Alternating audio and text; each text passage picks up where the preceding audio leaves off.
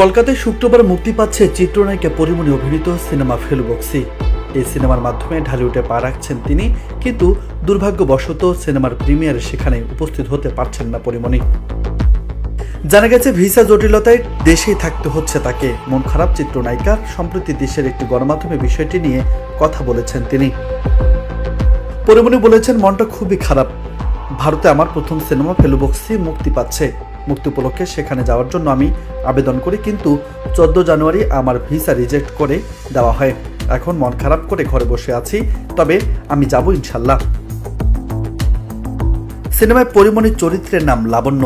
এতে তার সঙ্গে জুটি বেঁধেছেন অভিনেতা সোম চক্রবর্তী। এছাড়া অভিনেত্রী মধুমিতা সরকারও রয়েছেন সিনেমায়। ফেলুবক্সি নির্মাণ করেছেন দেবরাজ সিনহা। গেল বছরে এপ্রিলে শুটিং শেষ হয়েছে সিনেমাটির। নিউজ ডেস্ক, বার্তা 24।